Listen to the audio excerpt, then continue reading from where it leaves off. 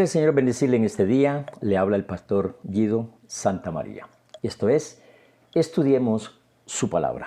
Estamos con el principio cristiano que habla sobre la Biblia, y la Biblia es la palabra inspirada de Dios y revelada a los hombres. Ayer vimos lo que significaba la palabra Biblia, cuántos libros contenía, y fue un devocional histórico, es decir, hablando un poquito sobre la historia.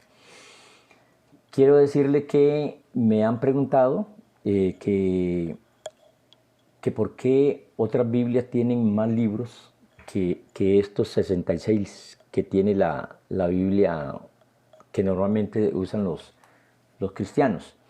Entonces me doy a la tarea hoy a explicar un poquito eso, que quizás no voy a terminar por el tiempo, ¿verdad? Pero lo terminaremos mañana, si Dios lo permite. Decirles así rápidamente, ¿verdad? Que cuando yo estaba en el colegio, o sea, hace poquitos años, para octavo, en aquella época le decíamos segundo, estamos en segundo del colegio, pero hoy es octavo.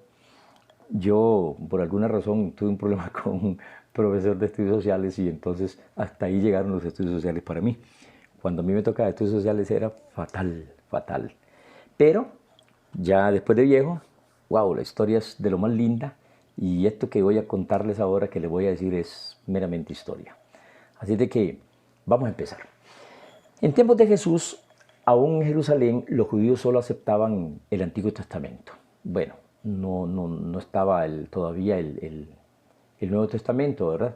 Ellos no habían terminado la lista completa de sus libros sagrados, estamos hablando del Antiguo Testamento, lo que quiere decir que la posibilidad de agregar nuevos libros a los que ya tenían seguía totalmente abierta. ¿Cuáles tenían? Bueno, el Pentateuco, quizás alguno de los profetas por ahí, pero el Pentateuco, ¿verdad? Que eran los 5 primeros libros de la Biblia que escribió Moisés. Pero esta preocupación de ellos no era nueva, porque alrededor del año 600, siglo VI, antes de Cristo, el Estado de Israel desapareció y por supuesto Jerusalén también. Ya Israel del norte no existía y precisamente en el año 586 Nabucodonosor arrasó con el Israel del sur, es decir, con Judá. El Israel que actualmente nosotros, digamos, conocemos. Tal vez no hemos ido allá, ¿verdad? Pero lo que se conoce hoy como Israel, pero el de hoy es más pequeño que inclusive en aquella oportunidad. Es por ello que los judíos entonces tenían que pensar en oficializar la lista de los libros sagrados. Pero, ¿qué criterios usarían para establecer esta lista de libros sagrados? Los escritos de una nación van a llevar en sí la identidad de dicho país. Basta con leer la literatura nuestra, de autores costarricenses, para darnos cuenta de esto. Lo mismo pasaba con los judíos. En los libros sagrados se tenía que reconocer la verdadera fe de Israel para atestiguar la continuidad de esta fe en el pueblo. Dichos libros sagrados tenían que ser muy bien escogidos, porque circulaban algunos que eran dudosos en cuanto a la fe y otros hasta peligrosos, los cuales obviamente fueron destituidos de la lista oficial.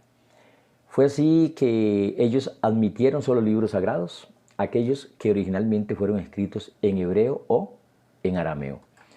Los textos religiosos escritos en griego lo rechazaron por ser muy recientes o de origen no judío. Así se fijó entonces una lista de libros religiosos que eran la verdadera inspiración divina y entraron en la colección de la Escritura Sagrada. Recordemos que era el año 586 a.C., Israel deja de ser Estado o nación porque fue conquistado por el imperio babilónico, Nabucodonosor, por medio de Nabucodonosor, ¿verdad?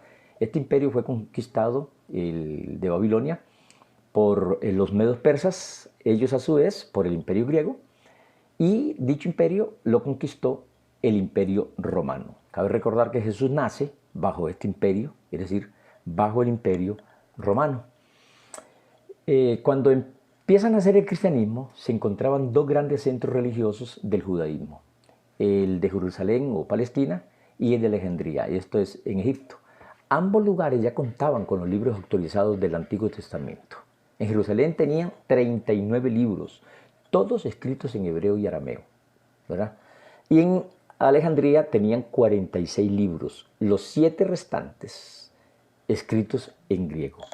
Asimismo, se empieza a dar las primeras persecuciones contra los cristianos, y es así que el cristianismo se empieza a expandir fuera de Palestina o fuera de Jerusalén, por el mundo griego y romano. Los 7 libros del Antiguo Testamento escritos en griego han sido causa de muchas discusiones. La Iglesia Católica dio a estos 7 libros el nombre de libros deuterocanónicos. La palabra griega deutero significa segundo. Así la Iglesia Católica declara que son libros de segunda aparición en el canon o en la lista oficial de libros del Antiguo Testamento, porque pasaron en un segundo momento a formar parte del canon. Los otros 39 libros del Antiguo Testamento escritos en hebreo son los llamados libros protocanónicos. La palabra proto significa primero, ya que desde el primer momento estos libros integran el canon del Antiguo Testamento.